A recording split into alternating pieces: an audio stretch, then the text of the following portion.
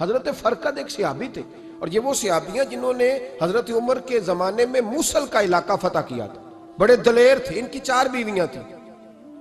وہ کہتے ہیں جب بھی یہ گھر میں آتے تو خوشبو اتنی اعلیٰ لگا کے آتے کہ ہم حیران ہو جاتی۔ عورتیں زیادہ تیاری کرتی ہیں نا مردوں سے کہ نہیں؟ کہ آج کل مرد زیادہ کرتے ہیں۔ چلو میں دس چھوڑو، میں اپنی اصلاح کرنا، تسی دوواں گلاں تے انجن کیتا ہے، اب پتہ نہیں سچ کیا ہے، کون زیادہ تیاری کرتا ہے؟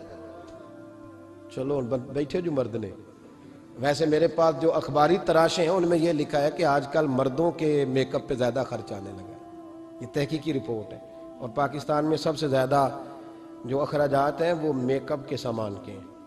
پہلے لڑکیاں بیوٹی پارلر جاتی تھی، اب لڑکے بھی جاتے ہیں۔ پہلے صرف دلہن جاتی تھی، اب سارا خاندان جاتا ہے۔ اللہ تعالیٰ معاف کرے۔ اس کے باوجود بڑی غربت ہے ملک میں، پریشانی بھی بڑی ہے، اس کے علاوہ ہمیں غریبوں کا درد ہے، اس کے باوجود ہم لوگوں کی مدد کرنا چاہتے ہیں۔ پتہ نہیں کیا ترجمہ کیا ہم نے غریب پروری کا، کیا معنی بنایا، اللہ ہی بہتر جانتا ہے، کہ وہ چیزیں جن کی بالکل حاجت نہیں، بالکل ضرورت نہیں، ان پر لاکھوں لٹا کے کہتے ہیں وہ دیکھو بیچارے کو روٹی نہیں مل رہی۔ تو بھائی آپ مہربانی کرتے خالی کنگھی کر لیتے، باقی پیسے غریب کو دے دیتے۔ لیکن چلے معیار ہے نا ہمارا اپنا معیار ہے، اس پر میں جاتا نہیں، بات نہیں کرتا۔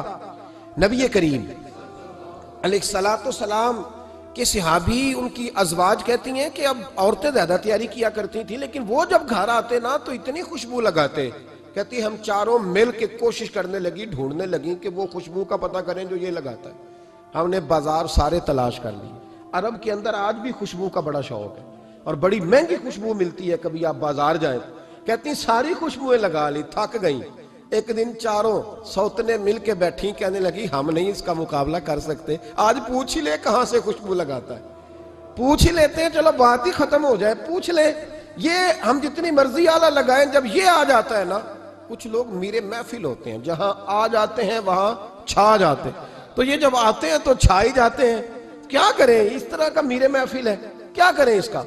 فرمانے لگی ایک دن چاروں سوتنوں نے مل کے ان کو بٹھا لیا، کہنے لگی بتاؤ تو صحیح خوشبو کون سی لگاتے ہو؟ کہنے لگے کوئی بھی نہیں، کبھی لگائی نہیں، آج تک نہیں لگائی۔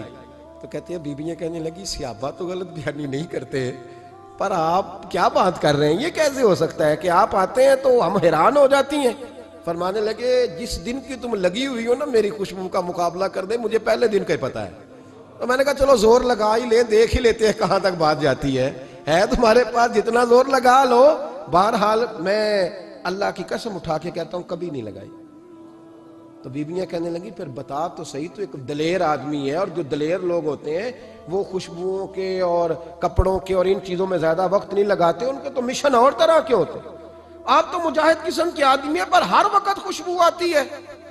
تو حضرت فرقد رو پڑے، کہنے لگے بیمار ہو گیا تھا، لاچار ہو گیا، حکیموں طبیبوں نے انکار کر دیا، وجود پر میرے آبلے نکل آئے، پھنسیاں بن گئی، ان میں پیپ بھر گئی، بیٹھ نہیں سکتا تھا، اٹھ نہیں سکتا تھا۔ جب تھک گیا نا تو دروازہ رسول پہ چلا گیا، جب تھک گیا طبیبوں کا تھکایا ستایا حضور کی بارگاہ میں، کہا محبوبہ دیکھے تو صحیح میرا کیا حال ہے۔ حضور ذرا دیکھے، چل نہیں سکتا، سو نہیں سکتا، بیٹھ نہیں سکتا، تیرے علاوہ غم کسے بتاؤں؟ کہتے ہیں حضور نے فرمایا ستر ڈھانپ لے، باقی سارے کپڑے اتار دے، ستر ڈھانپ لے۔ کہتے ہیں ٹخنوں سے لے کر ناف تک میں نے ستر ڈھانپ لی، باقی سارے کپڑے اتارے۔ حضور کیا کریں گے؟ فرماتے ہیں نبی پاک نے دست مبارک اٹھایا، برف سے ٹھنڈا، کستوری سے زیادہ مہکنے والا، فرماتے ہیں پورے وجود پر میرے حضور نے دست مبارک ایک دفعہ لگا دیا، اب جدھر جدھر سے گزرتا ہوں ساری دنیا خوشبو سے بھر جاتی ہے۔ یہ نبی پاک کا دیا ہوا نور ہے، یہ حضور کی عطا کردہ شفا ہے، یہ رسول پاک کے حسن کی خیرات ہے۔